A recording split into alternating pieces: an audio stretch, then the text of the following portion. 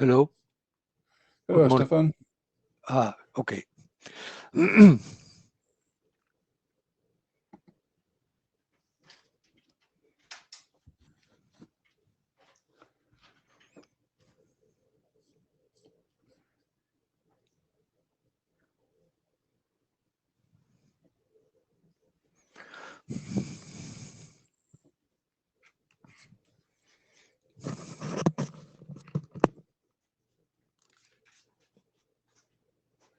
There's Glenn. Well, there's Greg. Hello, Greg. Morning, or whenever.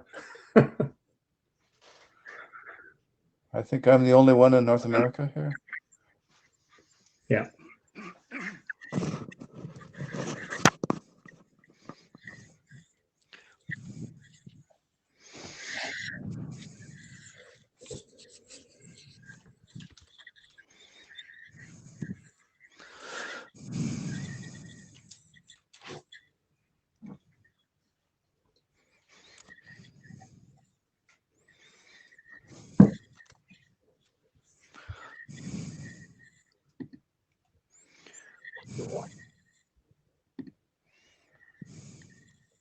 So, Kirsten, I'm starting to really like the iRegExp document.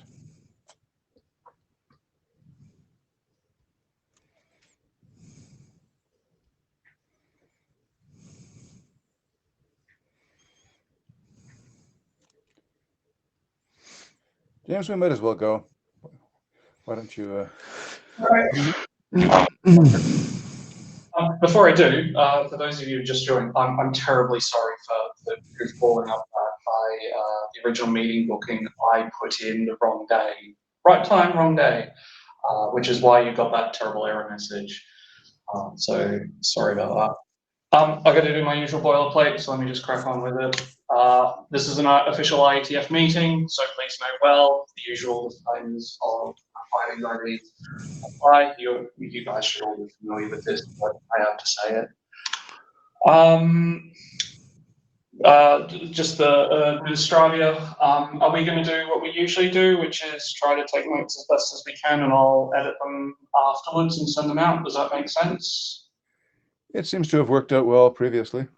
Okay, I can do that, and I can make some time later in the week to edit them up once the VOD's available. Because this is such a last-minute booking, I'll try to make sure that the VOD is available.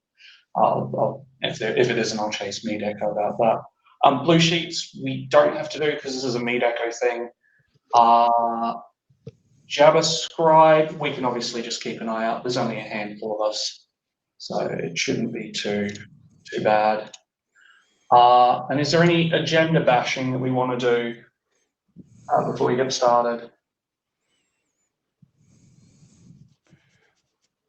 I thought Kirsten's slides captured the essentials pretty well. Cool.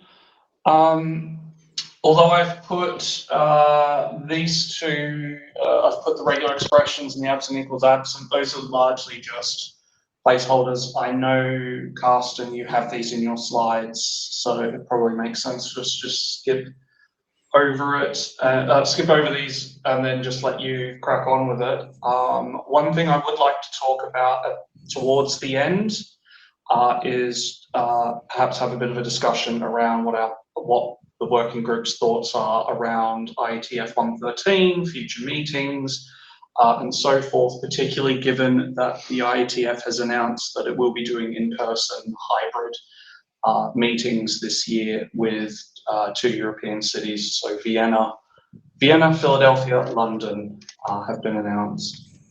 So with that, Carsten, are you ready? Would you like to share your screen or do however you prefer? Can share the slides. Sorry, would you like me to do it or? I can do that, but you have to allow me. Sorry, there you go. You first have to import the slides in the top right corner. They're not currently imported. In the meeting materials, is that it?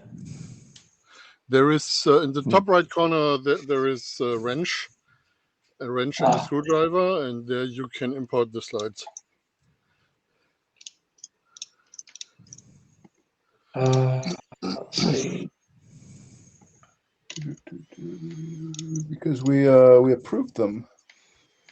Yes, but Yeah, because but this is a you have new, because I've created a new meeting, I'm going to have to mess around with downloading the slides first, and then re-uploading them, I guess, is what I have to do. Is that right, Carsten?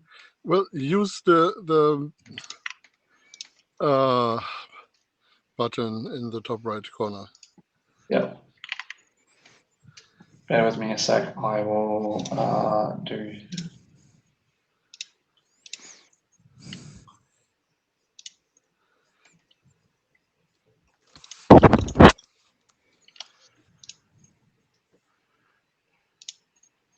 It says it's processing.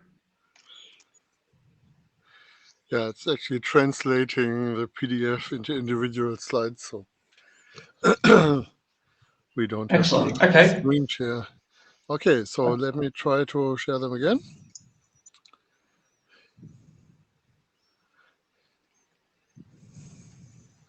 Hey.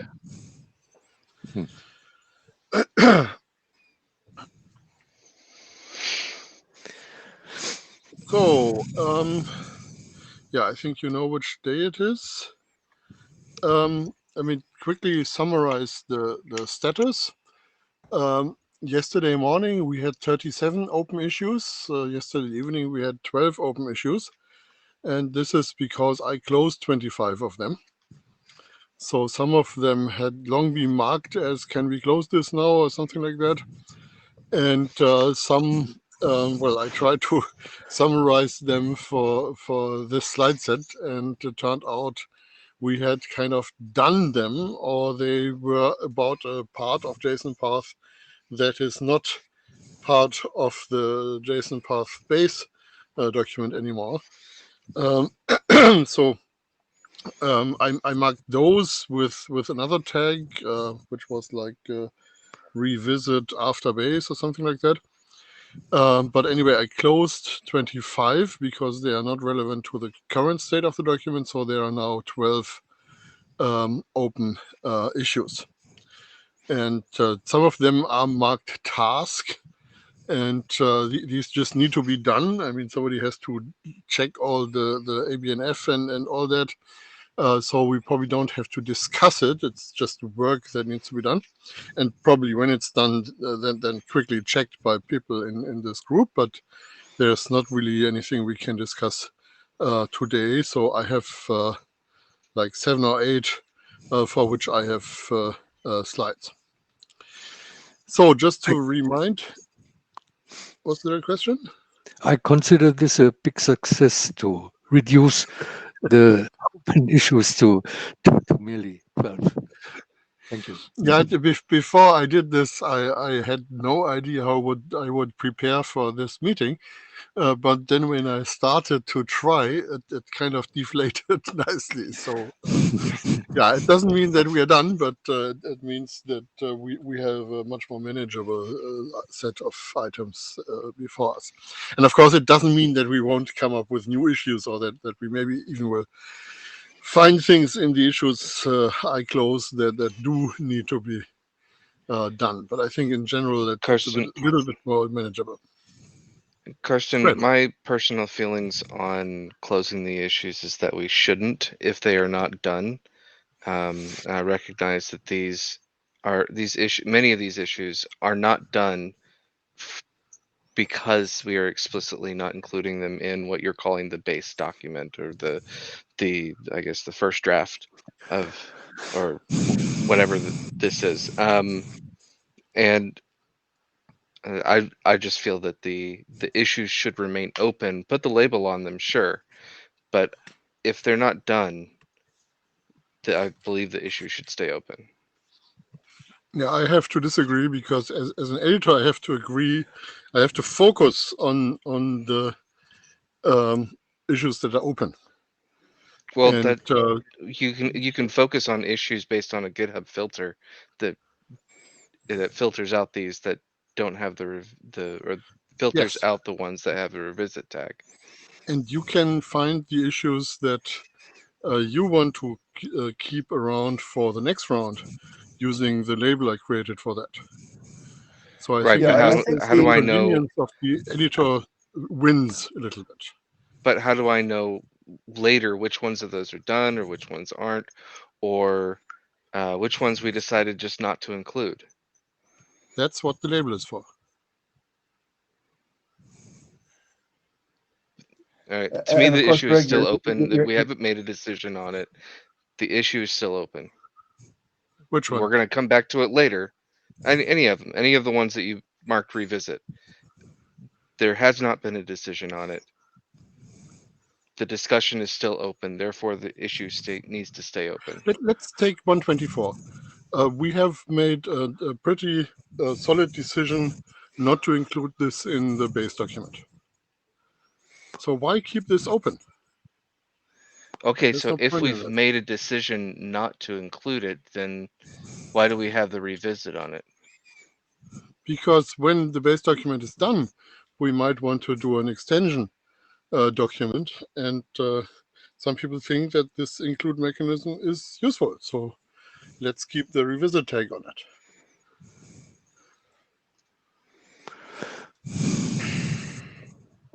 in general, I think that I don't agree. the things that are left open are, let's just say at this point, Karsten's best guess at what we need to do before we go to working group last call. And I think that there were a lot of decisions made there, and it's perfectly unsurprising if one or two of us disagree with one or two of those decisions. And if so, please bring it alive My again. disagreement isn't the inclusion in the base document. My decision is the management, or my disagreement is the management of the issues. I think they should stay open. That's all. Okay, some of A them were decision pretty. hasn't been made on them. The discussion is still ongoing. The issue, for all semantic purposes, is open. But this is not semantics, this is work. And the editors need to be in a position to complete their work. And being confused by tons of open issues that are irrelevant to the current work. Okay, is not useful. so maybe we need a label that says this is for the base document, or No, we need to have a label filter this is that not for tells the them. base. Can I make a suggestion? It seems like Greg is asking for the issues which are currently labeled revisit after base done to be reopened. Yes, and I'm violently against that. Okay, hold on. But why don't we just do that after the base is done? Yes. Then we're all happy. And I sent a link to the list that allows you to look at those issues if you want to. So that's what these labels are good for. Yeah. Glenn, let's do that. Does that satisfy your concern, Greg? If it happens immediately after we release the base, I guess. I've never seen a GitHub issue. I've never seen a GitHub repo managed this way, ever. In a lot of GitHub issues, or a lot of GitHub repos, I've never seen one managed to where discussion is still ongoing and you close the issue, intending to reopen it later. Just leave it open and label it. And then if you don't want to see that one, you have filters that you can deal with. GitHub has all kinds of filters that you can put in. If you want to have a base filter. Okay, so I I don't know. I've just never seen it run like. I've never seen a repo run like this, and it's confusing. Well, I live in a different part of the universe apparently, because for repos that have high numbers of issues, this is a rather normal thing to do. I've never seen this. .NET doesn't do anything like this. I've seen huge repos that don't do this. They leave issues open until a decision is made, or a fix has been made. Okay, since this has already been done, the discussion is perhaps not that useful at this point in time, particularly given that we've agreed that once we have a last call, working group last call, we will go and reopen those issues that are so marked, and that should get us back to a place where Greg would like to see us. Well, the Okay. specific point when we reopen them would be when we hand off the document to the ISG. Yeah, exactly.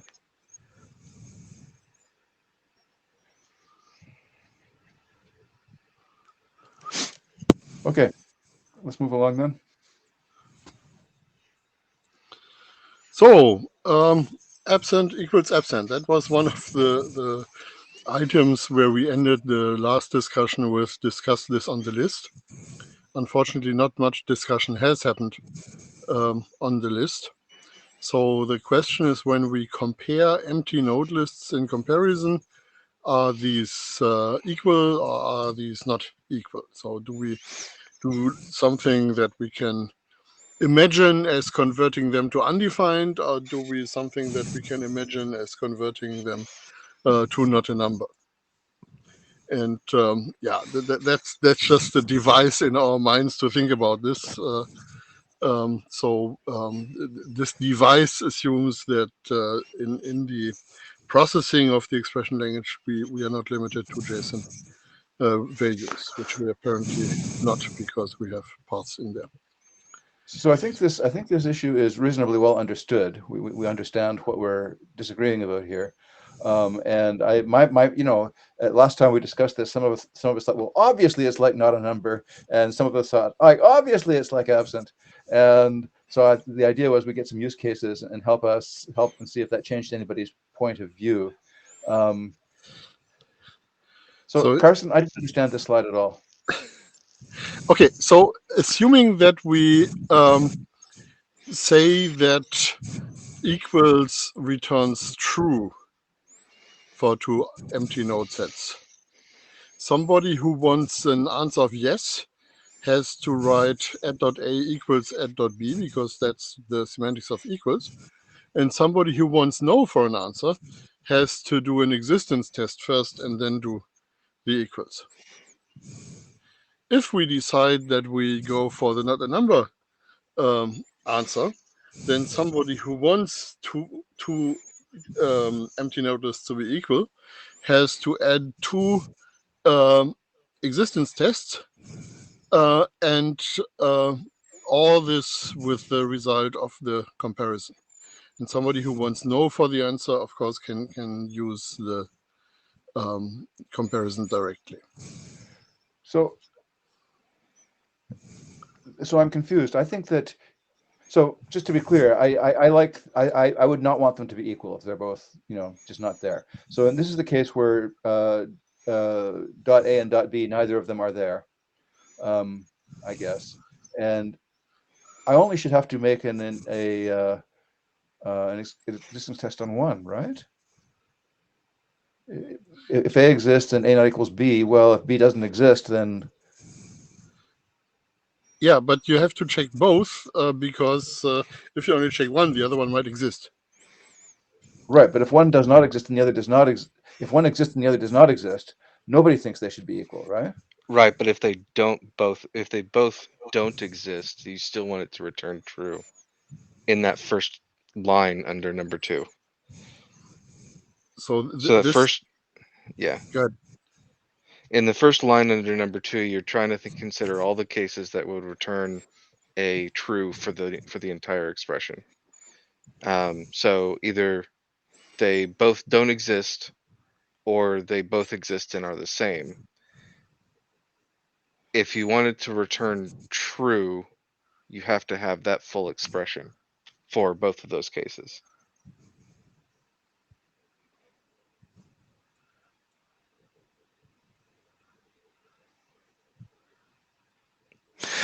Well, unfortunately, JSON doesn't defines undefined. This is the issue here. I think I would like to set preference on the first, converts to undefined. It's of course it's not much intuitive to compare to not existing values, but it's closer to the not a number mind solution. Yeah, I would have to agree that I would go with the undefined, with the number one on this. For .NET, it would evaluate those values. It would return null for both of them because it's .NET and it doesn't understand that null is an entity. But then it would compare null to null and you'd get a true. So from programming other C-style languages like C# and C, C++, JavaScript, I would say that 1 is more intuitive than 2. Yeah, where I think the emphasis should not be so much on the implementer of the JSON path engine, but on the person who actually writes the queries. And Right. yeah, so for me, it's kind of more convenient to only have to test one of them. So that's why I have a preference for the style 1. But in the end, somebody has to implement something in some cases in any way. Yeah. So what's the case for not having absent equal absent, for the case for number 2? We choose the not a number style because of JavaScript, where the comparison not a number equals not a number is false. This is JavaScript has a whole placeholder. lot of weird things in it too. Yes. Well, that's Sorry, in original IEEE, IEEE. That's in original IEEE IEEE arithmetic, that's also true, 754. right? Say that again, Jim? Can you say that again, Jim? Sorry, in IEEE arithmetic, not a number does not equal not a number, I think. Yeah, and the reason they did this essentially was that they changed floating point processing from actually producing a value, from actually producing an exception in cases like this, to producing a value. So to make existing code work right, they had to make this value antisocial, so it doesn't compare equal even with itself. But that's because that's essentially the nan value actually mirrors or reflects what would have been an exception. So that's a kind of retrofit mechanism, and it sure hurts when you actually work on floating point numbers that you cannot simply compare to not a number. So you have to have these isnan things. So you cannot have a table that says, for instance, what do you expect? Because if the table has not a number, then you have to check that explicitly. So a lot of code actually looks like the second to last color, second to last line on this slide.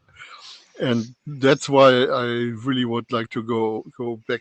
It's not exceptional not to find something. So I think that C# does that specifically for nan as well, but this is talking about like property presence. It's not talking about numbers specifically. And Right. So let me say two things. First of all, just to me, it seems crazy if I write a test saying, you know, if A equals B and there isn't an A and there isn't a B, and it comes back saying equal, you know, that just seems deeply wrong to me. Having said that, I've never actually done anything like this or felt the need to do anything like this or encountered this situation. So I shouldn't put too much weight on my own opinion. That's why I think we were looking for use cases, and I still haven't seen any. if other people are strongly convinced that this should come out to be equal, I don't have any basis of experience to challenge that.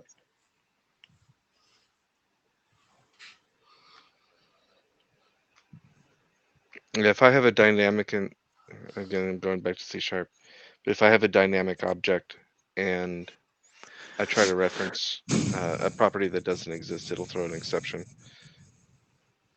And in a Yeah. lot of languages, if I have just a hash table and I say, you know, x keyed by A equals x keyed by B, and neither of those are in the hash table,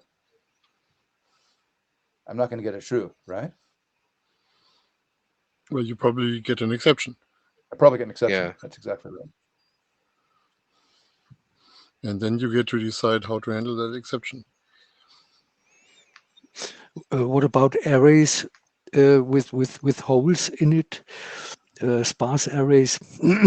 If you address a well, non-existing array element with non-existing index, or an index with non-existing value, what is resulting also an exception? Depends on the implementation. .NET would give you an exception, but it does depend on the implementation. Does anybody have a use case, please? Does anybody have a use case where where a desirable result would be produced by either of these options? I can guarantee that if we pick one, someone's going to write a Stack Overflow question asking why it's not the other way. No, I was asking for a real use case.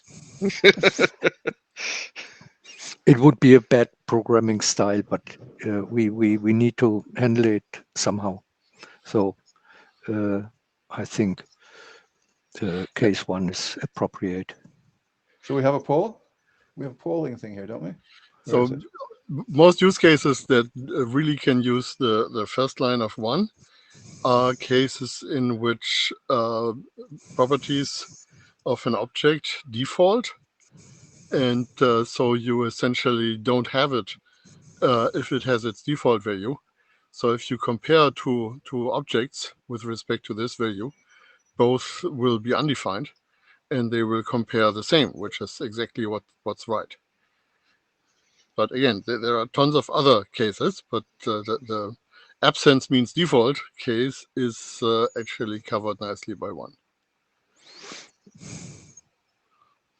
Yeah, I agree. Since JSON is used for serialization or data representation, and very often defaults aren't stored or aren't present in that serialization, then that's a great use case for number one. Well, except for the default value for a Boolean and the default value for a number are not comparable. I mean, since it's JSON, you don't know what it is, right? If it's not there. You might have a schema. If you had a schema that tells you what the data type has to be, then you would have a reasonable basis for choosing defaults. Well, the schema might actually have a default mechanism. Yeah, right. Or maybe you're just scanning the JSON representation before you deserialize it. Maybe you don't have a schema. Maybe you have an object model in your preferred language that you're going to eventually deserialize into. That will give you the type information as well.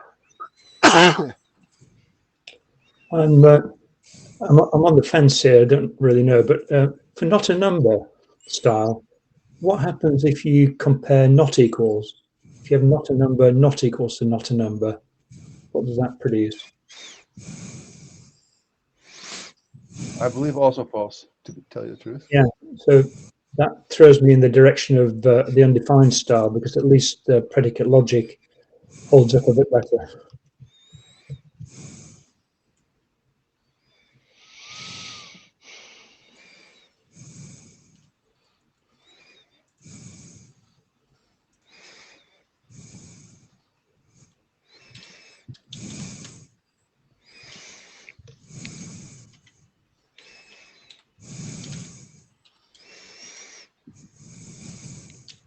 I think I just started a poll.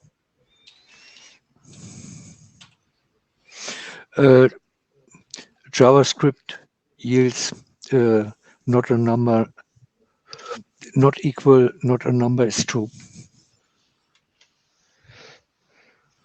Really? Oh God. Well, it can't be. It wouldn't be IEEE 754.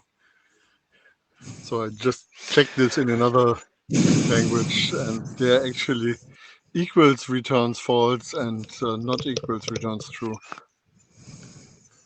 Oh wow.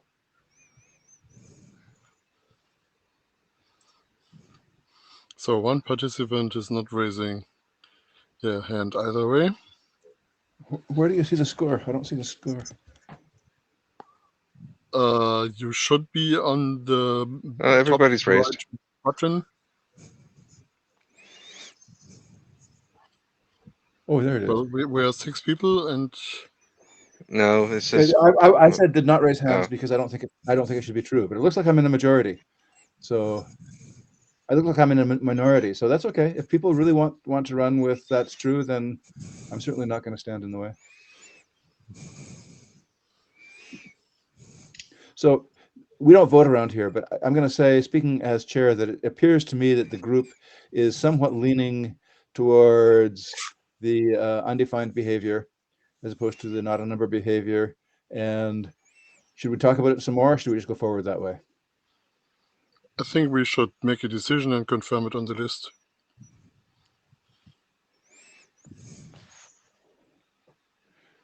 Okay, so I suggest that we take it to the list that we're going to treat these as undefined and consider them to be equal if both sides are absent. We also need to put examples like this into the to be worked out example section. I consider this very important, the example section. Marked as a task, and let's take a note for that. Okay. So that was an easy one. Now the hard one. Okay, I think the I think this is exactly the same slide I had in 112.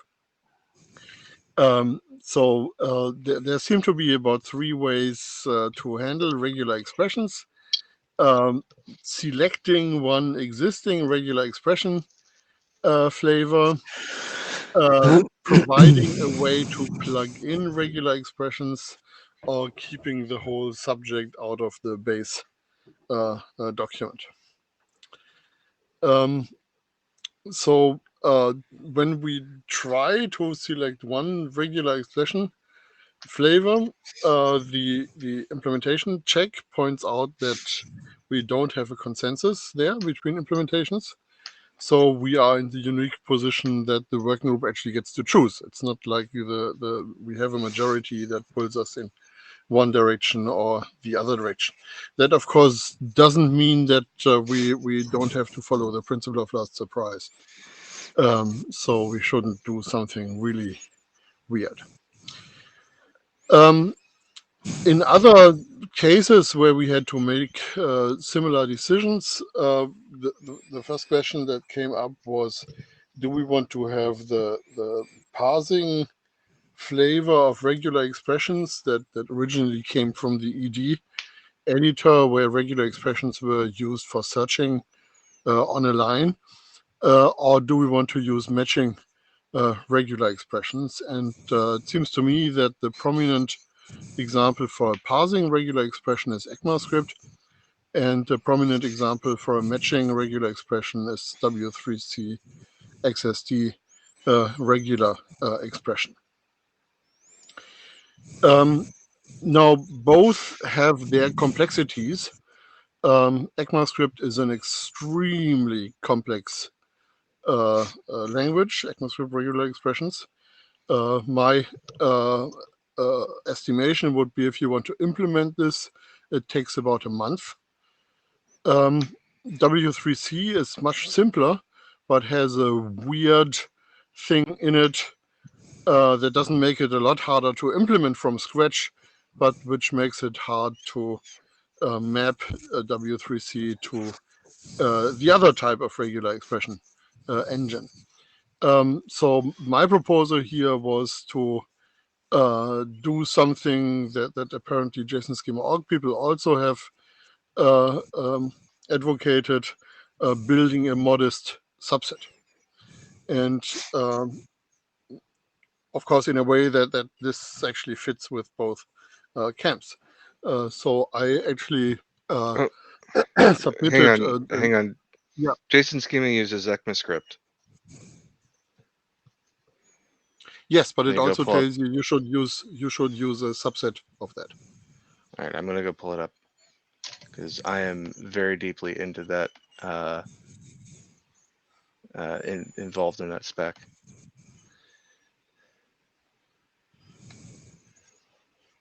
Well, you actually copied the modest subset part to an issue that I closed.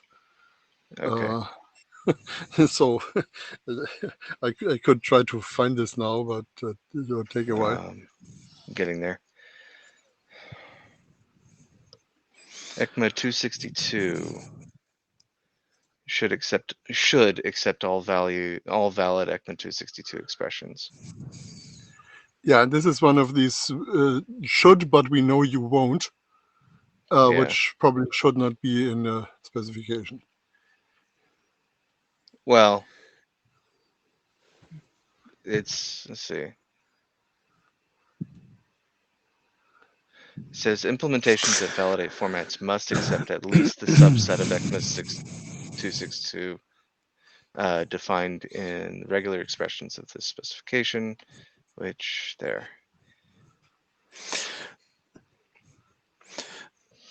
Yeah, I think the value for implementers would be alone by agree to a certain subset. So I think the last point, building a modest subset, is the best way to go. At this moment, I've actually changed my opinion. I was of the opinion that this was just too hard, and that I was in favor of leaving it out. But after having had a look at the iRegex document in its recent form, I think I'm also with Stefan here. I think that the value to users of having something there for regular expressions, even basic regular expressions, has a lot of value. But I think that there's a big 80-20 point in there, in that you get a lot of value from basic regular expressions, and the advanced features are much less interesting. And I believe very strongly that our chief priority in writing this document is that if somebody builds a JSON path according strictly to this document, they have a maximum hope of interoperability. And for all of those reasons, my path forward at this point, preferred, would be to develop the iRegex document. We should clearly do it separately because other people will probably use it. And when we are discussing things in iRegex, we should have a prejudice to throw it out if it's difficult or complex or is apt to be a source of interoperability problems. So my suspicion is we end up with iRegex minus. We still probably end up losing a few things that are in there now, and I think that would be a pretty good outcome. Now, for that to work, we probably can't throw it all at Karsten and say, okay, Karsten, you have to own this. We're going to have to support him and do some work on really looking at iRegex in detail and making sure that we understand what it says, and are pretty confident that what's in there would be strongly interoperable. All right. So what I've pasted a link to the schema core section 6.4 in the chat to this meeting, and it gives some guidance for schema authors, not implementers. It's not validation implementers that this is for, but it does give some guidance to schema authors on what to limit to in order to maximize interoperability. As far as the requirements for implementers should support ECMA 262. That's a soft requirement.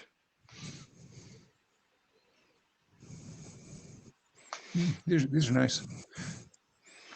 Yeah, I mean, if we ended up comparing with just that, that would still be okay by me. But I think, you know, that's wow. Comparing this to iRegex, iRegex doesn't have lazy versions because you don't need lazy versions in a matching regular expression. This is just confusion in this document. What iRegex has is the \p construct, so you can use the Unicode support that is in your regular expression library. For instance, to distinguish numbers from digits and to distinguish punctuation. That's certainly something that could be discussed. Yeah, but we I have think some optional it's tests around that too. So, yeah. I see no problem for certain implementers to implement ECMAScript regular expressions as long as they take care about the subset is included, which is defined by JSON path, but not by JSON path, but by iRegex, which is, and this is a charming aspect from iRegex, that it's also usable by other drafts. I can tell you as an implementer that I'm not going to implement regular expression. I'm going to use what's in .NET, and most implementers probably will use whatever already exists in their framework. Of course. Over trying to bend over backwards to implement their own thing. Well, of course. So, I mean, nobody is disagreeing. So we need to select the common subset so that when everybody just does that, it works the same. That's fair. You know, I've been in this seat. You know, I have a strong. So back about 3 or 4 years ago now, we were building a product called Step Functions over at AWS, which has become quite popular. And I'm familiar. We didn't think about this.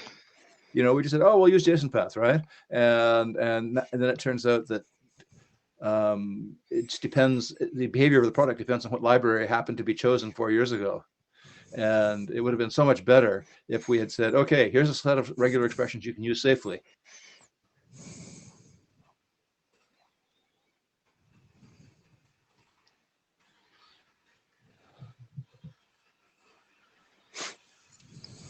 So maybe I'm being overly hurried here, but are people comfortable with that path forward, the last bullet point here in the slide? Is there anybody who's not comfortable with that?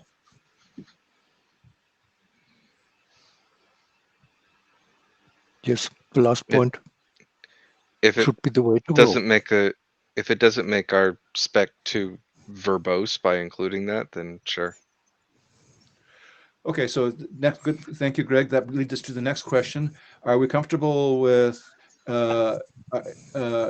having a separate document, an iRegex, internet draft, and eventually probably RFC, as opposed to wiring it straight into JSON? JSONPath, I mean. I like keeping it separate, but my main concern is will we get the right constituency of people interested? You know, if we as JSONPath working group start this iRegXP thing, will it omit certain other interested parties? You know, how do we socialize it? How do we draw people in who would have a good input to it? So the advantage of having it in a separate document is that we can shop this around with all the people who already have regular expression scars on their face. And I think that's something that we could get very good feedback for. Another consideration that we should make as well is if we're going to do it this way, the interdependency, we're effectively saying that we can't move to the point of having an RFC until we've got the regex document as RFC or something like that, right? I think that's correct. Yes. Okay. Yeah, you have to reference the RFC in the JSON path doc. I would probably be willing to say that the JSON schema folks would be willing to also, or would be happy to also include such a document into JSON schema. We've been having some discussions on what specific versions of regex we should be supporting with the upcoming drafts, because what we're using is quite old. So there could be some support from JSON schema as well for a separate document. If we start to build the example section, we will also include examples with regular expressions, and if we do so, we need, or we can reference to that subset, which is called iRegex, and tell that it conforms to exactly this subset. I agree, and I agree, and that's expression. super important, because 95% of implementers don't actually look at the ABNF or anything like that. They just go look at the examples.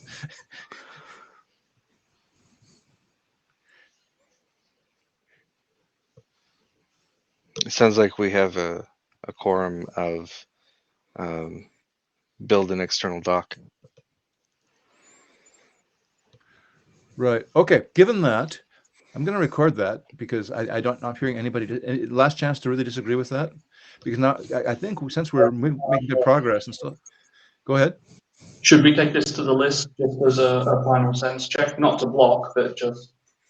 I think that would be smart. Yes, we should take it to the list. Since we're making good progress and there's lots of time, should we argue a little bit about what's in iRegex today? Is the selection there correct? Yeah, I think procedure-wise, we should make a decision now, confirm it on the mailing list. That's different from taking it to the list, which means we are not ready to make a decision. So I would like to make sure this is captured. Yes. Then if we actually go for a separate document, then right now we have a hole, and we could fill this hole by writing a new document, or we could fill this hole by adopting an existing document as a working group document. Obviously, I have a slight preference here, but that's procedurally, that's a decision we have to make at some point then. So I personally, I think the readiness of iRegex was even larger than the readiness of JSON path, the JSON path document. But yeah, that's my personal view. Yeah, my proposal would be that we would adopt iRegex 00 as a working group document. 00, not 02. Oh, are you up to 02 now? Yes. Okay. The latest. Can you just clarify how many working groups we'll end up with here? Will there be an iRegex working group as well? No. No. A single working group can have multiple documents. There's nothing controversial or surprising about that. Okay. Thank you. So we may expect people to come along with a specific interest in regex and join the JSON Path working group to just work on that new document. Sure. Okay. Go look at the HTTP working group. My God, the number of documents they have inflated at any one point is much bigger than one. Yeah, I haven't. Thank you.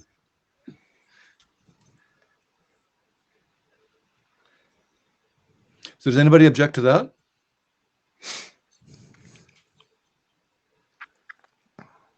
You still have to have a formal adoption call if you want to do it by the book. Yes, of course. Of course. This is an interim meeting, right? We're not decreeing consensus, but we're going to take this for confirmation to the WG.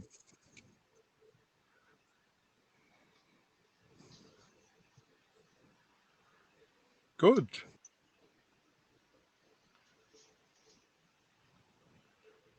Oh, good. I feel good about this. And thank you so much, Karsten, for all the work on that to make it obvious that there is a real thing here. We're not just talking about something hyper theoretical. Here, here.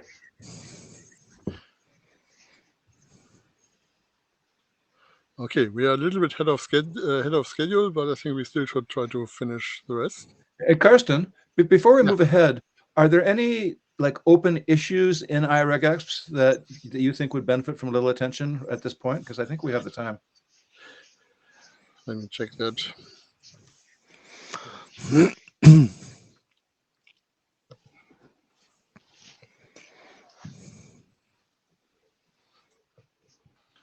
So the document occasionally uses the word issue, and let me try to find that out.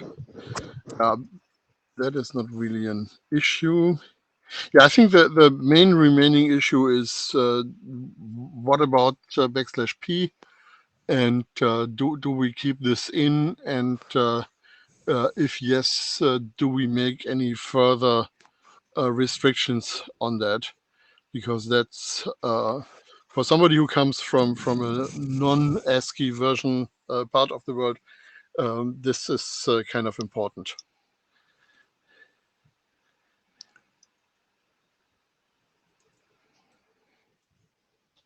I absolutely agree. I don't think it's. I think it's totally unacceptable for the IETF to do anything that is ASCII limited. I would hope that the IASG would kick such a draft. I'm a little bit out of touch with what the implementations do. Do they have good general coverage of like the Unicode character classes and so on? Well, all implementations that are not the original POSIX regular expression implementation have \p now. Yeah, I agree. But what is the universe of things you can say on \p well agreed on?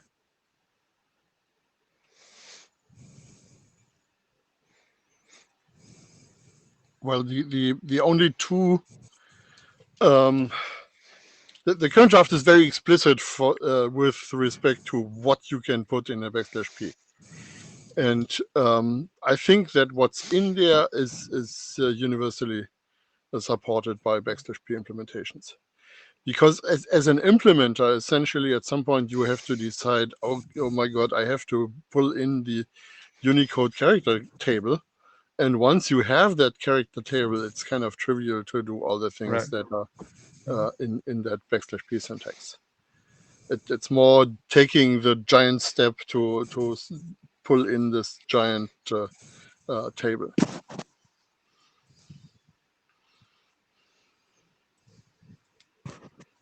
Yeah, it's not that big. A couple 100,000. It's less than that. It's like 150,000 or something like that now. Yeah, I come from a slightly different environment where 100,000 is big. Right.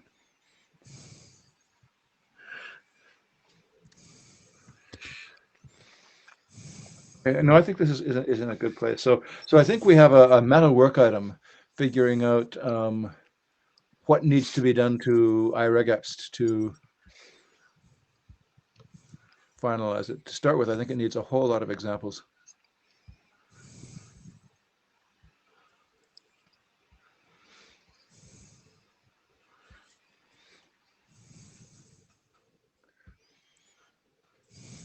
Okay, so it doesn't look like we really have any open issues here that we have to argue about. That I think. Well, there's one issue that we haven't really discussed is what is actually the syntax we put around those regular expressions. So there's probably something like equals tilde, and then there is the question: do we actually use slashes for the regex, or do we just use standard string syntax? I would prefer to use standard string syntax, so we don't have one more problem to work with. And also, it's a little bit of an alert that this is not necessarily compatible with existing implementations that use slashes.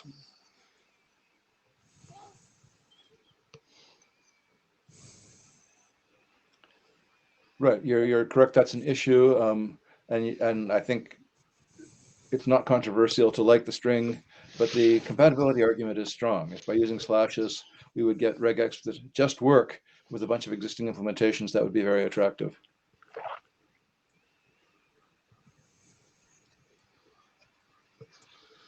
I'm a little bit more on the side of trying to prevent false interoperability. So I think this actually can be argued, but I think that's a secondary consideration. Yep. Okay, so I'm just gonna, let's just take a note that we need to work on the embedding sequence.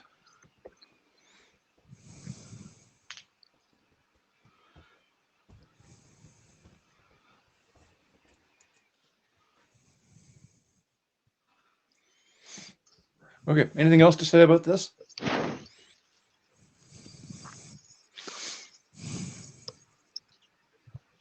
Going once, going twice.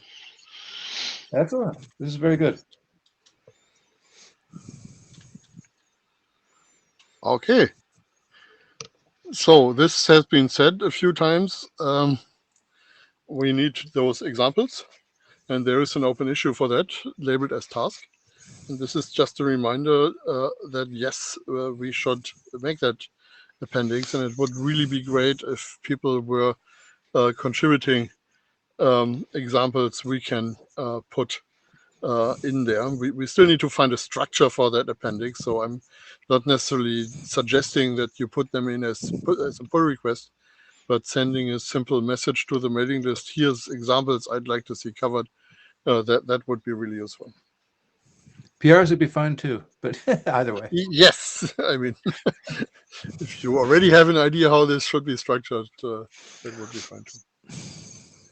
Are there is there anything we can steal? I mean, are there good example suites out there in open source places or other RFCs where we can go and just import them?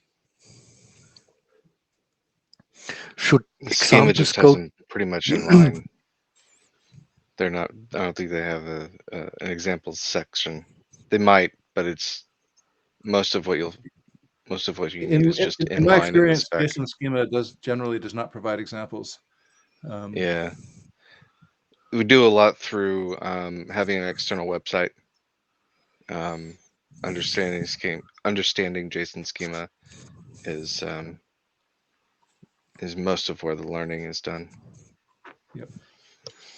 Okay, so I think we should look around and see if anybody else has provided a set of examples so that we don't have to create them.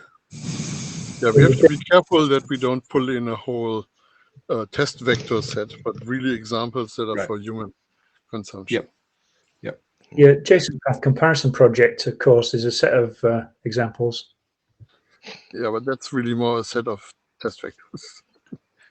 Yeah. Yeah, but I mean, we could go through that and see if they're any worth keeping. It's an example source. Yeah, I think I'd like to just emphasize this. That I would really appeal to working group members to put a little bit of work into this. Go find some things that, because for two reasons.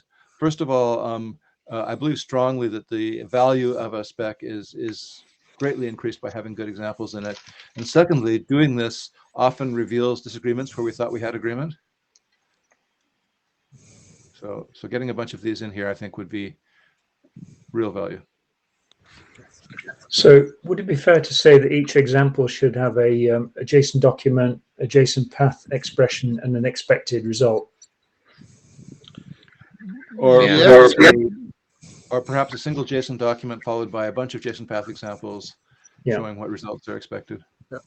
Or a few JSON documents, but not one per example. Yeah. I've pasted in the JSON pointer spec. It's got some measly examples down at the bottom. I don't know if it's an example that we want to follow, but it is an example of something. It's RFC 6901. Yes. Oh, right, way down in section 6. Yeah. Oh, no. So it does exactly that. It gives you the sample data that you're going to be pulling from, the pointer, and the expected result.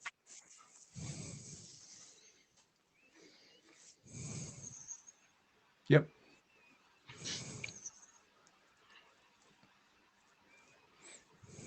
And to be fair, Stefan's original blog post had examples as well. Oh, good. We should steal those for sure.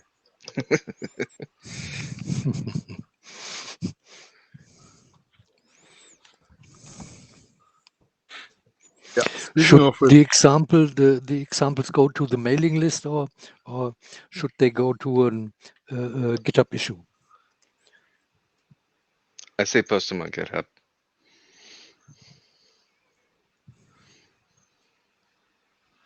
I feel like they'll get lost in the emails. I don't want to better. be prescriptive on this because, you know, the per IETF principles, the mailing list is a first-class citizen, but I would agree that in this particular case, it would be nice to have them on GitHub. The formatting with Markdown is much better than the mailing list. Yeah. Yep.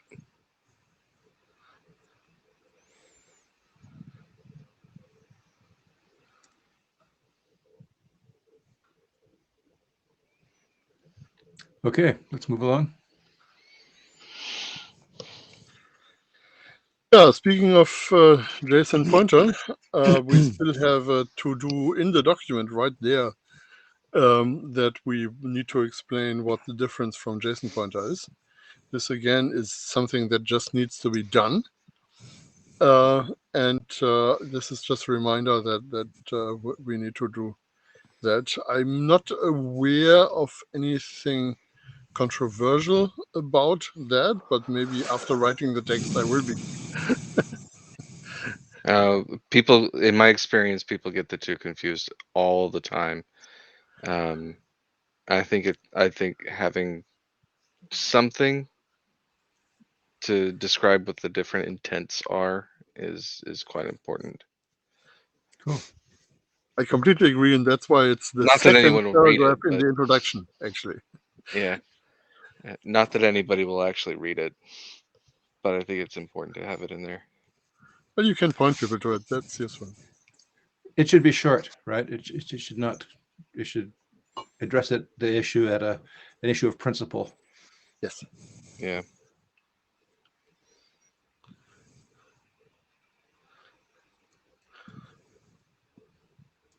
We could always add an appendix that explains how to translate between the two. Which actually is rather interesting because JSON pointer loses information that JSON path has, so it's not easy to actually translate from JSON pointer to JSON path. Yes. Yeah, But, numerical indexes are kind of weird. Okay.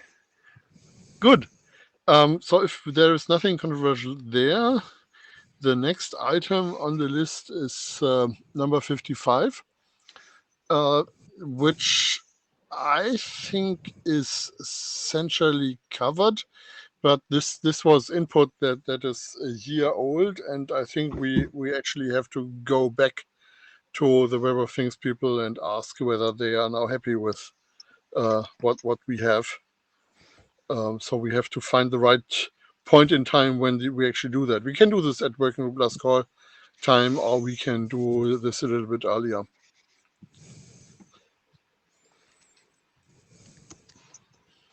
What specifically was number 55? I'm looking for Here, it here's now. the URL. I'll just paste that in. Oh. That was essentially a statement of interest by the W3 Web of Things project and a couple of requirements that they came up with.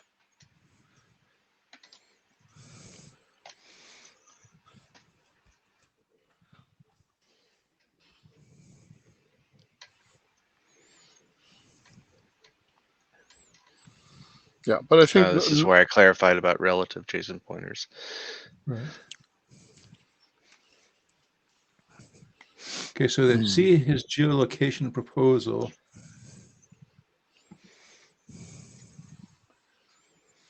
Yeah, geolocation is out of scope for us. So I'm not understanding really what they're asking. Yeah, I don't For- understand the request either.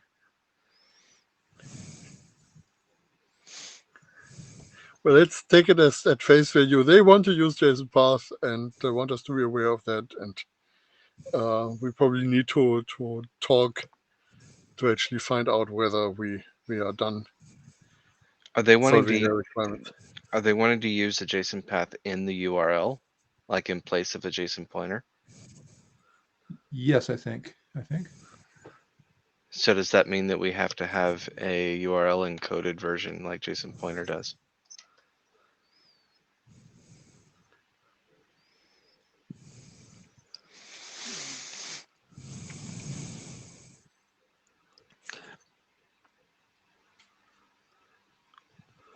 Or do we just say, take the string and URL encode it, and that's your URL encoded JSON path? Yeah. I'm sorry. I was wondering why wouldn't you just do that?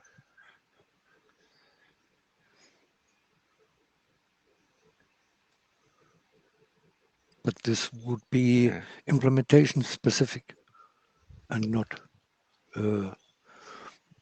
baked into the standard. Yeah, I think it's specific to their application more than any implementation. Yeah, they don't want to reinvent JSONPath, but they probably do have to invent the embedding of JSONPath into whatever they are doing. That seems orthogonal to what we're doing. Yeah, I'm not really sure they're asking us for anything.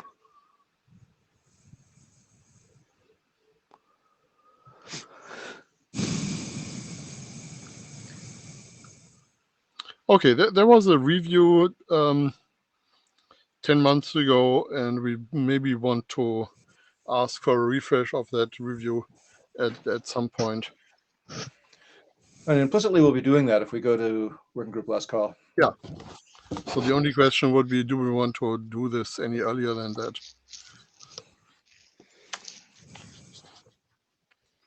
I would think not. Okay.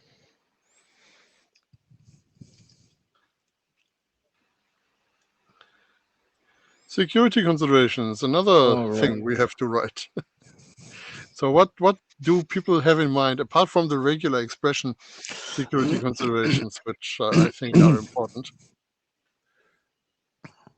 Well, given that JSON path is declarative, the thing that would be at the top of, I think, most people's list would be denial of service. Maliciously crafted JSON path designed to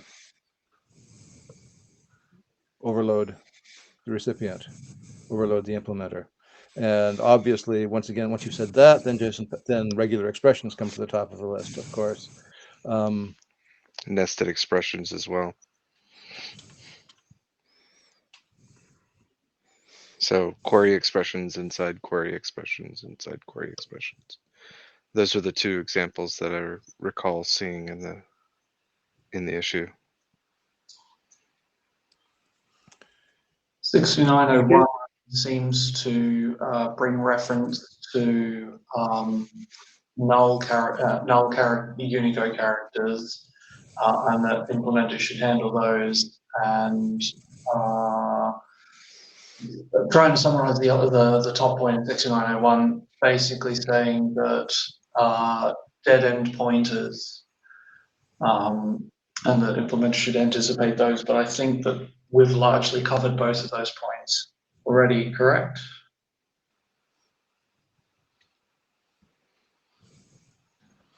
I didn't quite get the last point. I'll just read it out verbatim. In JSON pointer, it says applications using JSON pointer should anticipate a situation where a reference to an actual JSON value is not guaranteed. Which is all of them, right? I mean, Yep. Yeah. So the worry is that somebody could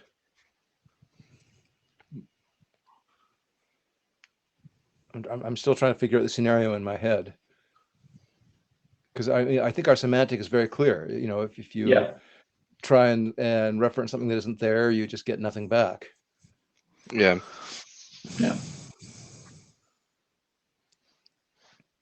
Yeah, like I said, I think we've already covered these, but just thought it would be worth mentioning. Yeah, it's usually easy to point to security considerations in other documents. So we probably would just say, hey, look at the ones in 6901. Well, I noticed that in JSON itself, in 8259, and this has always been true, way back to the very first specification, it has always said that implementations may impose limits on sizes and number ranges and things like that. And, you know, as Greg said, you know, deeply nested queries or something like that, it would be perfectly reasonable for implementations to defend themselves. You know, if somebody sends a JSON path that's 3 megabytes long, so perhaps a statement there that implementations are explicitly allowed to limit things such as nesting depth and total size of JSON path. And perhaps another one to look at would be GraphQL. They have very because you can very easily do loops, referential loops in GraphQL and make absurdly long queries that are perfectly valid. So what they've done is in the spec, they've actually said that implementations need to support like a max depth, and they have various calculations and stuff for that. But their security considerations are fairly robust, and it might be some reference material. Where there are implementation limits like that, do we specify any minimum values for interoperation?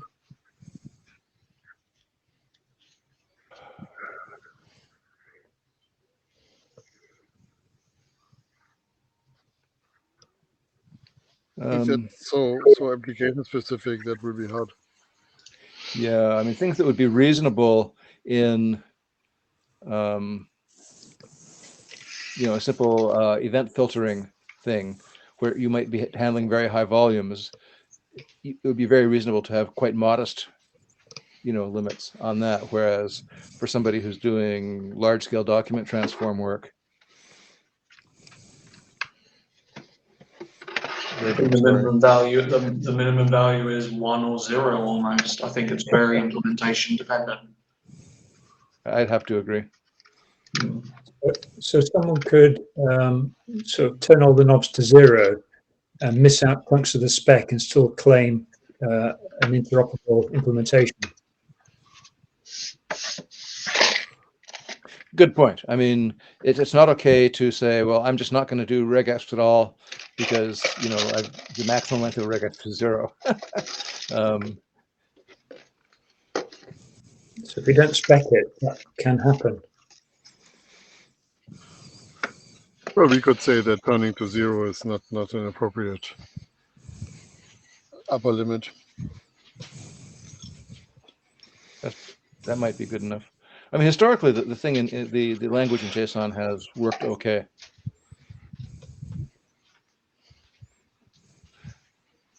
Yeah. In fact, in JSON, it actually does give you some guidance, specific guidance, such as, you know, assume that numbers are basically JavaScript numbers, which means, you know, 754 float 64, and don't assume you can do any more range or precision than that.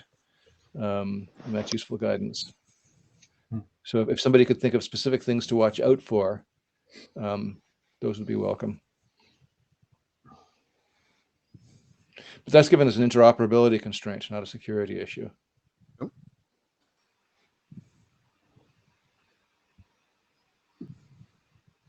Yeah, in some spaces, we actually require implementations to document what these artificial limitations are. But I still have all these scars from the profile implementation conformance statements from OSI times, so I'm not sure I really advocate doing that.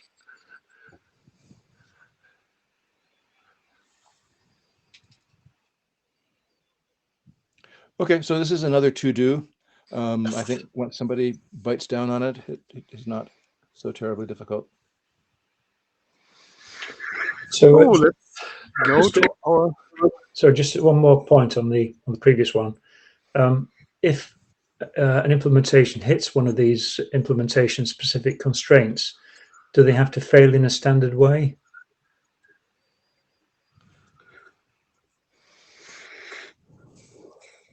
We don't really have runtime failures, right? By definition. Not yet. So Well, you have just, failure to parse and stuff like that. Yeah. Sure, but once That you've would be a accepted a runtime JSON failure. path, once you've accepted a JSON path as being syntactically okay, that's a really good point, Glenn, because we should, in fact, if we are going to allow implementations to express these kind of limits, we could say that they can only express limits that can be detected at compile time, basically. So it would be a syntax error then. Yes, so they would be handled as a syntax error. Yeah. So once it's got through parsing, you're not going to hit one of these random implementation errors later on. No, de facto you will. If you do something that blows somebody's memory, or you're running it in a Lambda function and it runs for longer than 15 minutes or something like that, you know, it's but Interesting.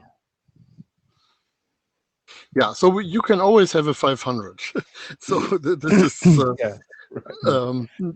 we cannot do anything about that. But silently failing, for instance, is probably not a good thing, because if you rely on the absence that the JSON path expression told you, that can lead to grave mistakes.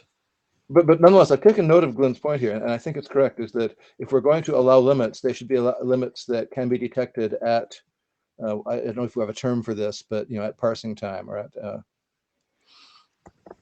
Yeah, we have well-formed and valid and so on. So I think we can use that terminology there. Right, so in this case, they would be treated as violations of being well-formed, I guess.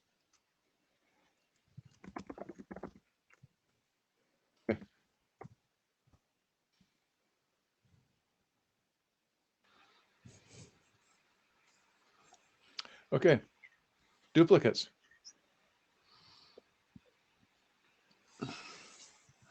So right now the word duplicate doesn't occur in the document.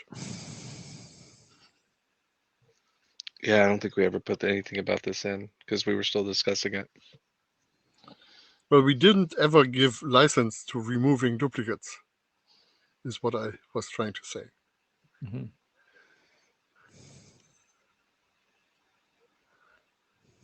Mm.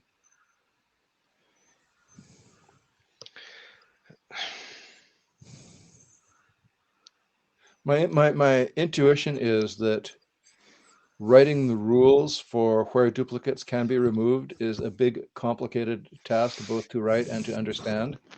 And whereas duplicates might be irritating, it's probably less hassle for everybody to just deal with it than to try and get these rules right. Maybe I'm being pessimistic. My issue with it from an implementer point of view is that if I have, I understand, let me start off by saying I understand there being a distinction between values and nodes. But even if I'm processing a specific value and that value occurs, let's say that value is an object with the same keys and the same values for those keys. If I'm processing that object, once I've processed that value, I shouldn't have to process that value again. I can handle that internally in my implementation by saying, oh, here's the hash for that object, and I don't have to process that object again. I just go fetch its results and insert it in here. If we want duplication, or if we want to filter out the duplicates, then I can know to do that. But when my clients are, or when my users are saying, we want performance, it doesn't make sense for me to have to process the same value multiple times, whether it was selected, whether it actually appeared in the JSON tree multiple times, or it was just selected multiple times. Right, but from the viewpoint of somebody who's writing the JSON path and then processing the results that come back from, executing it, at what point is their life can be made better by? I mean, it depends. Do they want, what do they want? Do they just want the values? In which case, or do they just want the resulting values? In which case, duplicates don't really help them. Do they want do they want nodes? In which case, duplicate nodes don't help them, but duplicate values could. Or do they want like the raw selection set of the query, which showing the duplicates would give? It seems like there's 3 levels of possible output that we can have. Well, as Karsten pointed out, in the current shape of the document, we don't say anything. So you would assume that if you That's because we haven't put anything in yet. If you interpret it the way it is today, if you execute a JSON path against a great big blob of JSON that produces a result with a lot of duplicates in it, you would not be surprised, but you might not like it. And I would come to you and I would ask the question. I would come to the people who wrote the specification and say, hey, what do we do in this case? I would ask the question, looking at the document in its current state, knowing that this duplication issue is happening. I would say, what do I do with this? So that'd be a great case for some examples, wouldn't it, which do have duplicates in the output? Yeah. I think there are a few in the issue. Well, the context is not using the term node set except where we talk about XPath. So it has a node list. And that to me implies that there is no duplicate detection going on. And so we could say this explicitly, which probably would help with not getting that question too often. But I think we don't have a very good structure to put duplicate detection points into our expressions. So in SQL, you have something like select distinct, which is duplicate detection on values. And we don't have that. And we could add that, but I would be against adding that in the base document.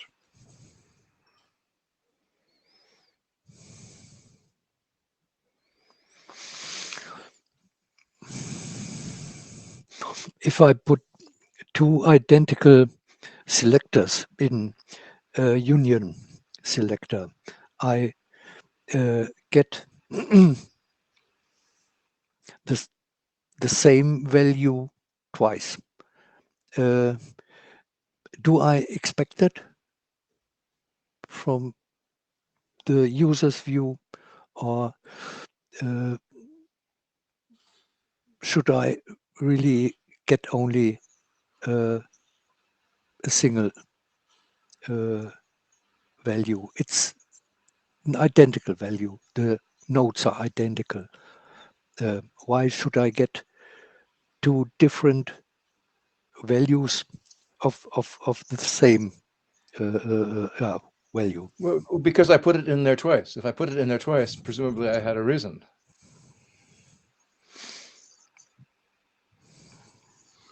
Having said that, I don't really have a strong opinion here. But in the next example, it's not clear for the user to put 2 different selectors in a union, but you will get the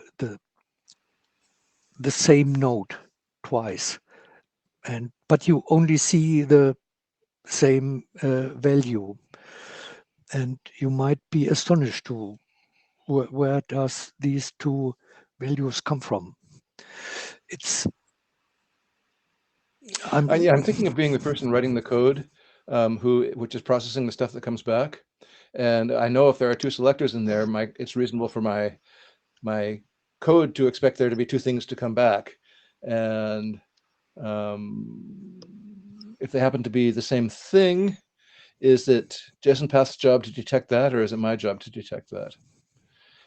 I'm just worried about writing the rules, that people will read to try and figure out what to expect.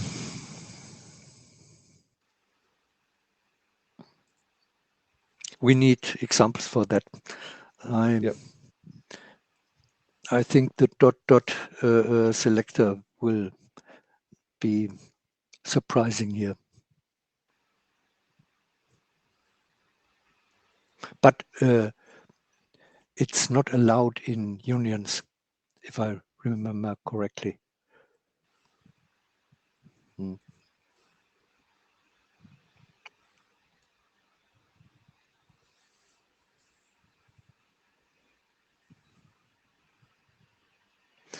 The proposal is don't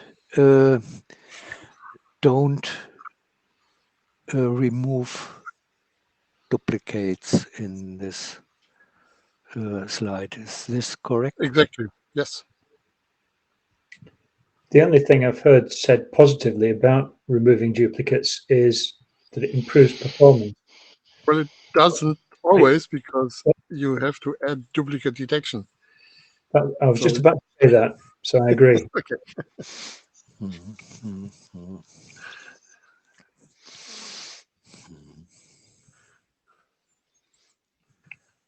Can we put it in the spec that implementers should or are required to have an option, like a switchable option, and then we specify Do we have any other default switchable setting? options? Because Right now we don't. Starting to introduce switchable options is a big step, and one that we should be very nervous about taking. It's much more the responsibility of some kind of post-processing to remove duplicate nodes. Well, no, I wouldn't say it's post-processing, because I would actually remove duplicates as I'm processing them. It's like, oh, I've already processed that. I don't need to process it again. And I could do that down in the, at the 5th selector, depending on how long the path is. I think the optimization you suggested, Greg, of having a kind of memento pattern and saying I've already computed the answer to this, so I'll reuse the result, is perfect, because it conforms to the spec without complicating the spec, and it gives the kind of performance that maybe your users are looking for. It's internal, so that's a good approach.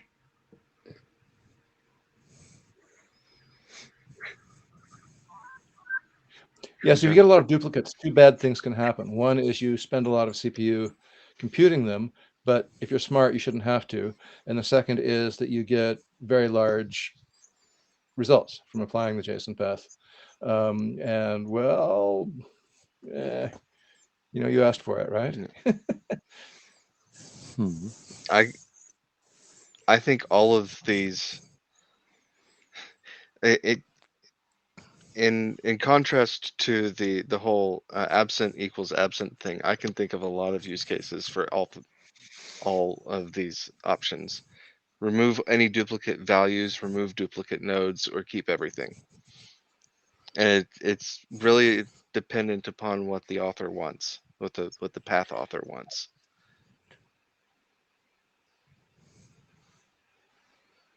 That's why I proposed the option. So rather than being some sort of option thing, there would be a syntax in the JSON path for saying. So it'd be self-contained, right? The JSON path, by reading the syntax, you tell whether to expect duplicates or not. I don't know about that. I don't know I think about a global adding option syntax for it.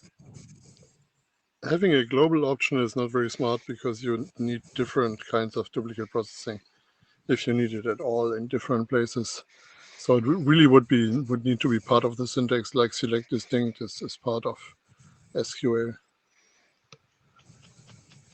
Yeah, as I said, SQL makes this explicit. So we would need the equivalent, really, of select distinct. In fact, removing nothing is the most intuitive thing, and so JSON path does what it is supposed to do, and not more. Makes sense, yes.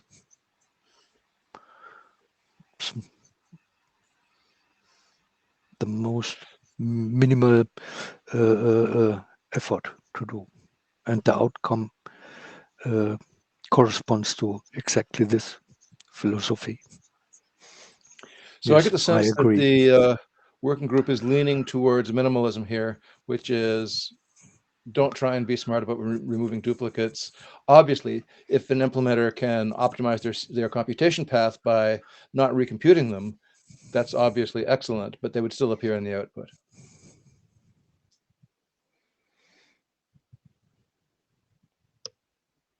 So Greg, I think you're kind of the outlier here, but I think what I think would help is a proposal about, because I think what what we're worried about is how complex it would be to specify what happens and what to expect. If you think we're overthinking that and there's a simple, straightforward way, could you write it down?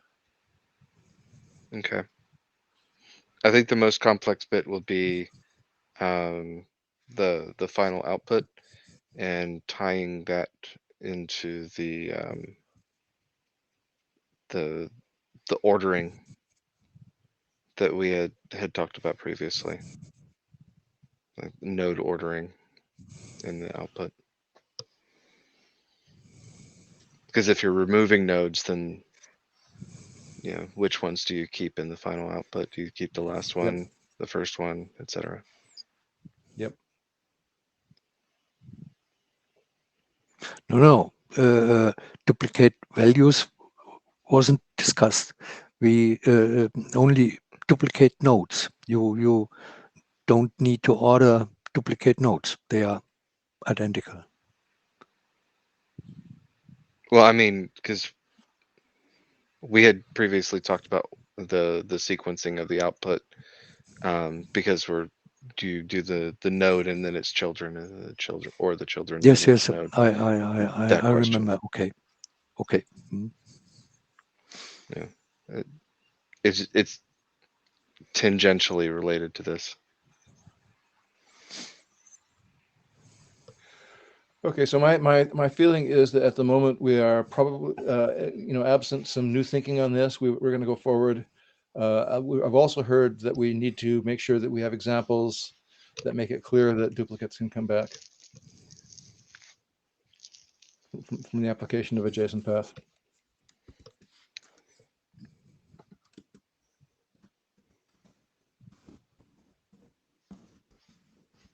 It's actually not that easy with JSON path. We have to actually have duplicates, so you actually have to construct examples to do that. Yeah, as I mentioned, I believe there are some in the issue.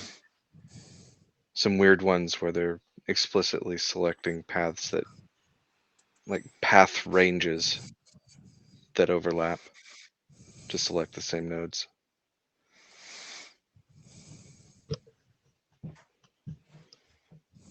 Those make good examples.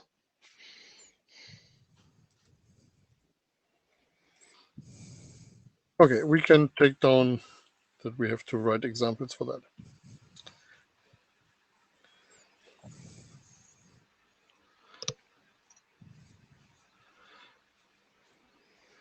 So next one, number 21.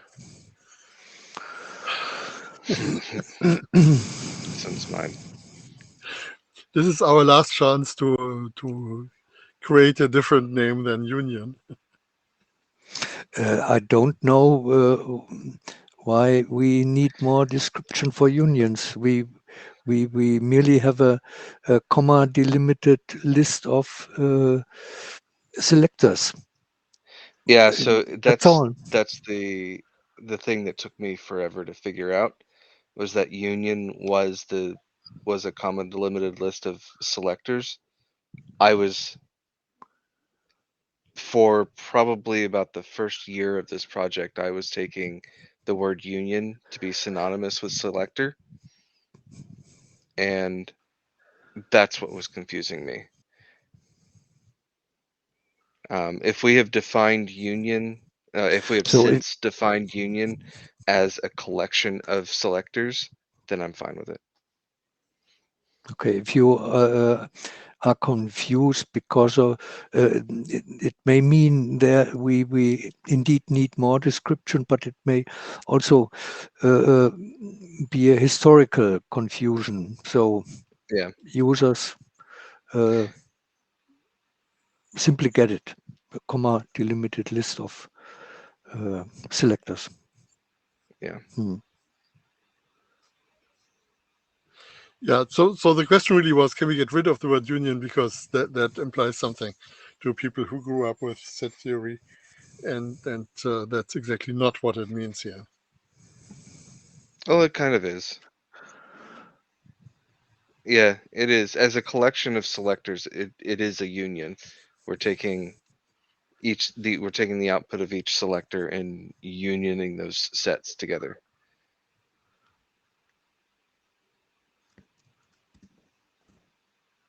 Well, that's not what it says at the moment. It says it selects the Yeah. concatenation of the lists of nodes selected by the union elements. There is no union operation fair. going on.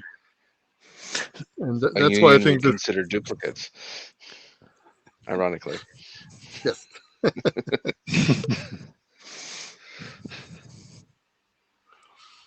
So, do you suggest the naming is there could be a better naming, renaming of union to something else? Yeah, the word union wakes up the set theory guy in the back of my mind, thinking, "Oh, they all get Yeah. United.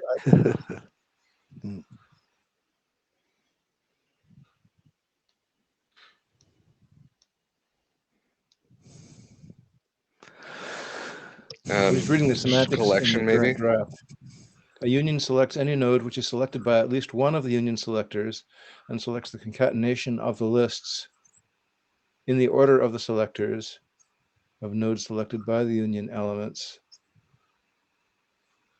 And right here, it explicitly says, note that any node selected in more than one of the union selectors is kept as many times in the node list.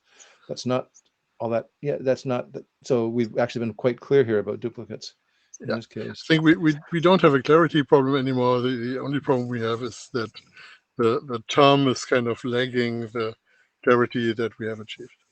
Yeah, I would certainly welcome a replacement for the term union. I can't think of one myself. But well, list selector. Yeah. A collection. I like list. List. But it's not a single selector in itself, though. It's just a collection of, or a list of selectors. I'll turn it around. It's a selector list. I like that. That sounds good. The selector list selector. No. Node list selector.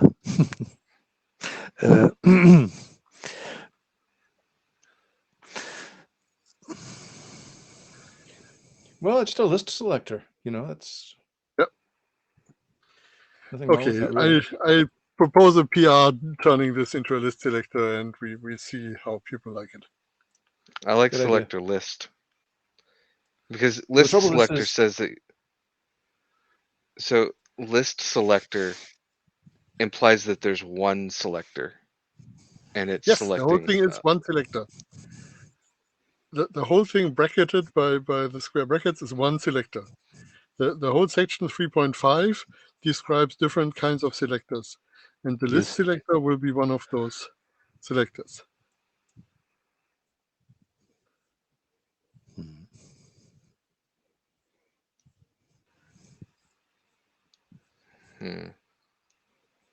It's not perfect, but I prefer it to union. The word union Well, just has too many semantics. I just prefer it the other way, selector list, because it's Well, the problem is the it's structure of the very document, it's a Greg. distinct. It's in a section called all the selectors. And so, as somebody said, you'd really want to say list selector or selector list selector, which is Right, The but you list can't selector have more contains than. the selector list. But you're not going to have more than one list selector. You're going to Says have. who? What are you going to separate the list? You're going to have a bracket with a single list of selectors.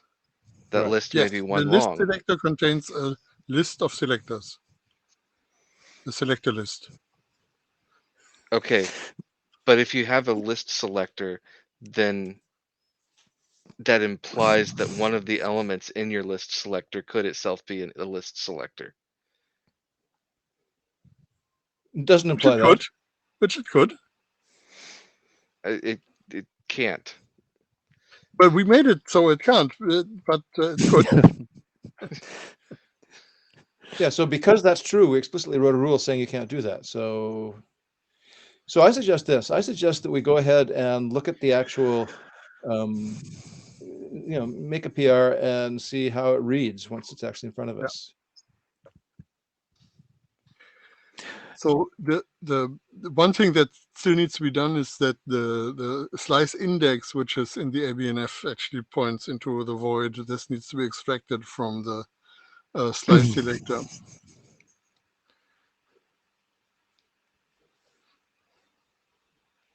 I didn't understand what you just said, Karma. The slice index production doesn't exist. Oh, really?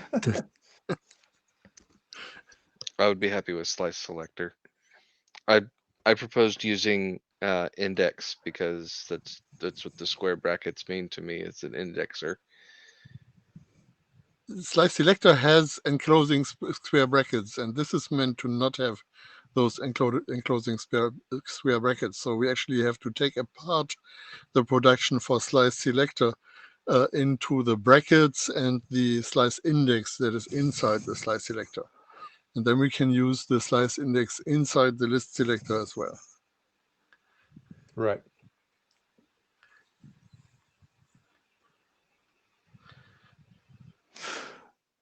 Okay, list selector.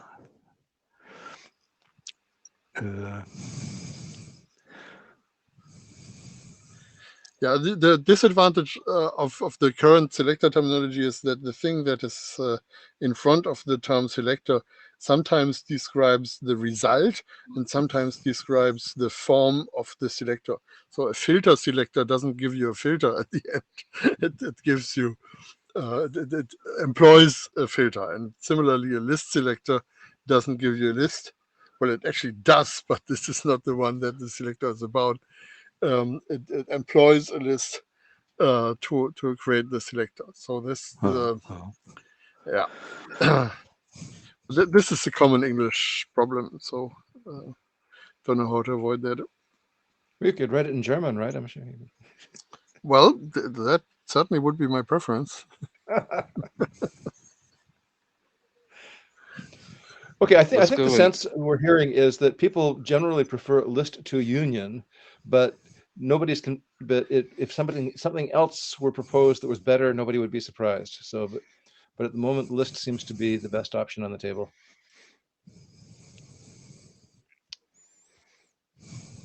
Sequence would be another option. Yep.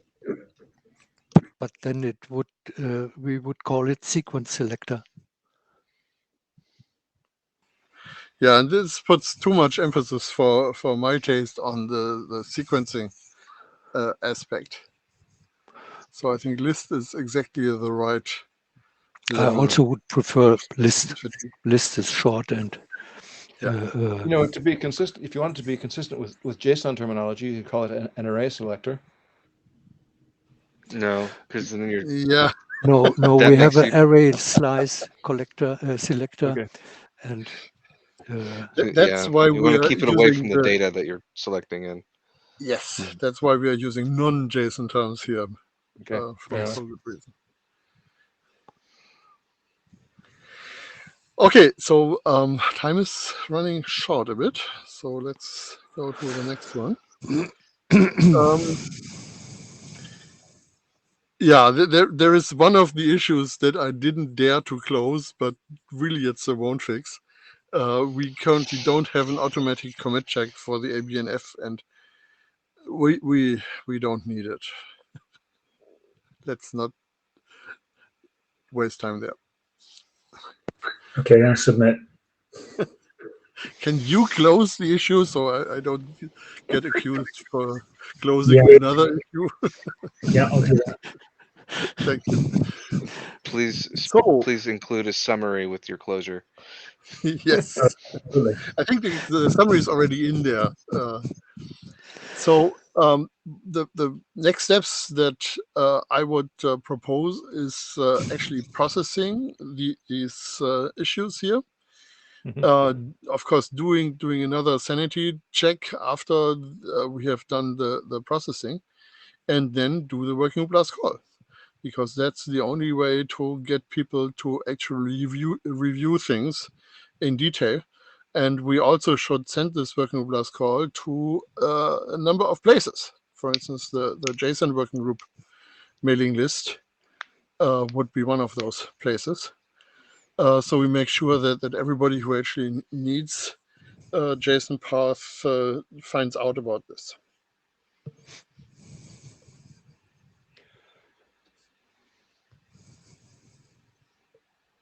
So timing- are you suggesting we're not talking about meetings here?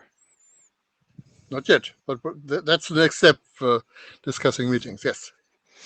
So I guess the real question you're raising is, have we closed enough stuff and settled enough stuff that once the follow-on from this meeting is done, we're in a position to go to working group last call? I believe so. That is correct. So yes, I agree. Yeah, if we want, we could actually do a quick poll on the mailing list. Does anybody believe we are not yet ready for working group last call? And do the working group last call after silence.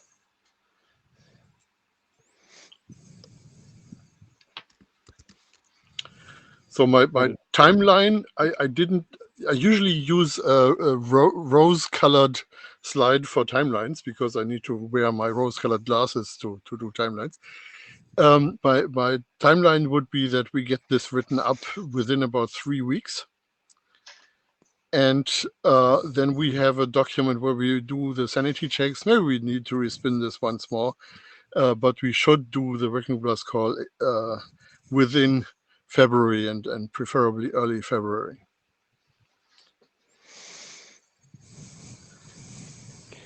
I mean, there's nothing left that is rocket science. So assuming people can find the cycles to work on it, I think this is achievable.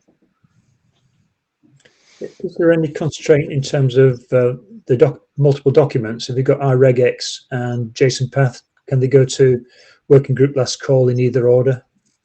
Yes. I think they should go simultaneously. Okay. Well, I don't know. I'm a parallel processing guy, so I try to minimize barrier synchronization in my life.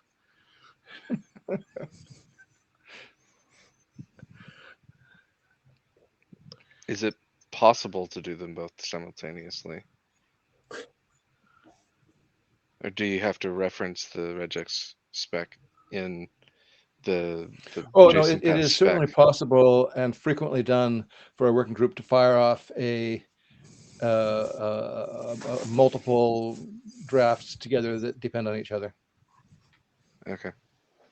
Well, iRegEx doesn't depend on JSON path, Document but that's JSON not path. going to be done in our working group, correct?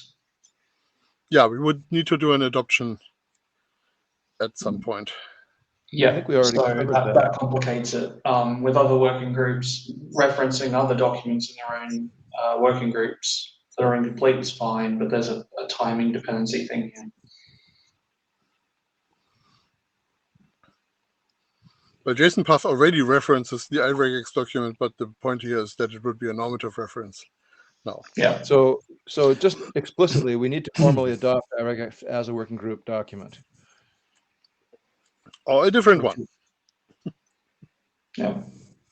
Does that mean we've got to do a call for adoption? Yes. Yeah. Okay, so that sounds like an action. Yes. Do we need to, Carsten, does a new version of it need to be cut in order to have it ready for that call for adoption, or do you think it can be done in its current state? I think it can be done in its current state. Okay, I agree. so as chairs, we can do the call for adoption.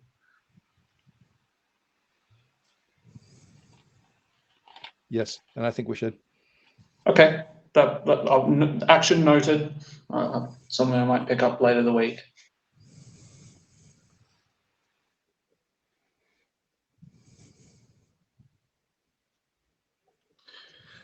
Oh, back to the question about meetings. Yep. So IETF 113 is in March. In Vienna? It sounds like we've got about, what, 6-8 weeks until then. I'm unsure if it makes sense for us to do another interim before then. So we have a couple of options. One of the options is that we do a meeting again at 113, like we did with 112.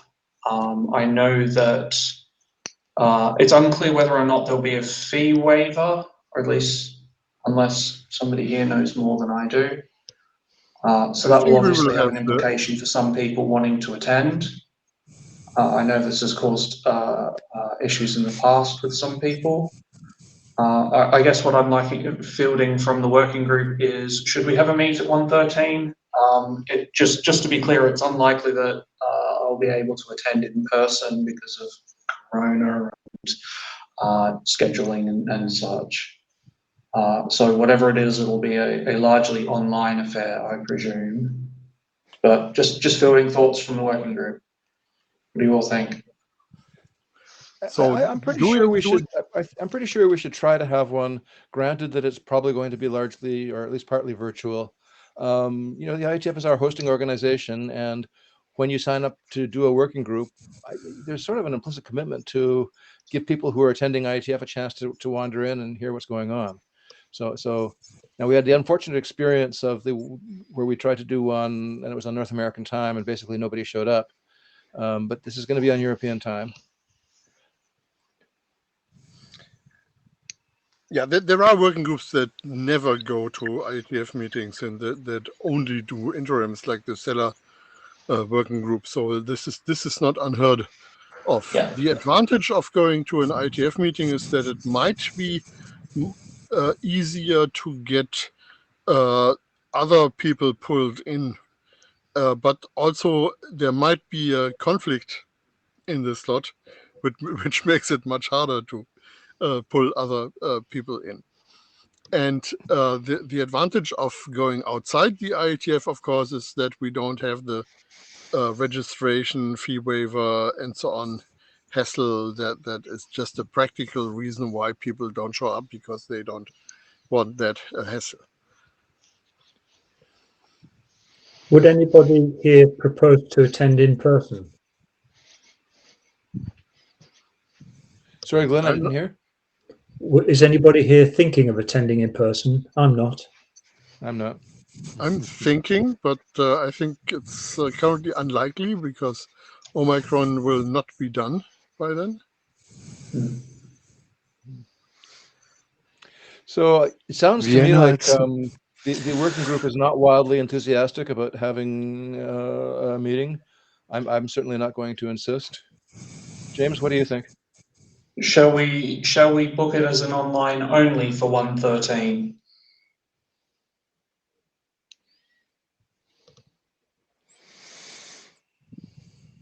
Or book another interim meeting around the time of around about the same time, either before or after? I'd say before. If we actually manage to do working group call in mid-February, then we have something to discuss in early March. So before should probably be the next meeting. Okay. The only thing I'm worried then is draft submission off, if that's going to interfere. When is that going to be? I'm not March 100% 7th. sure. Thank you. Sorry, when was that? March 7th, if I remember correctly. So maybe we should try and do one roughly 4 weeks from now, or 4 or 5 weeks from now. Third week in February kind of thing. We cannot do an interim in the week immediately before the IETF.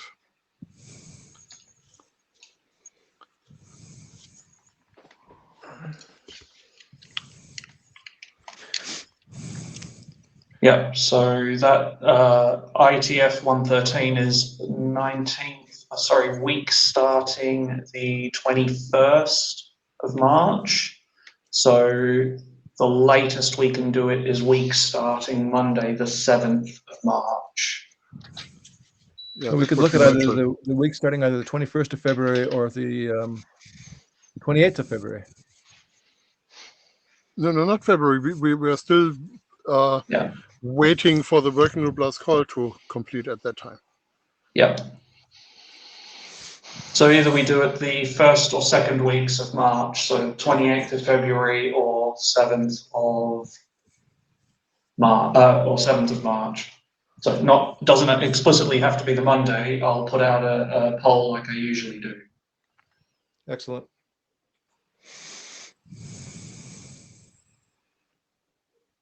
Great. Okay, we'll do it like that. I'll put a poll out, leave that as an action to put the poll out. I'll put it out probably as part of my wrapping up of all the work I have to do for this meeting. Excellent. Okay, anything else? We got 2 minutes left. This has been very useful. Yep. Yeah, very good. Fine. In that case, gentlemen, Fine. thank you for your time, and we will speak again. Yeah, and we'll see you on the list. Thank you all. Yeah. Okay. Bye-bye. Sorry Cheers. for no video today. Bye-bye. Thank you.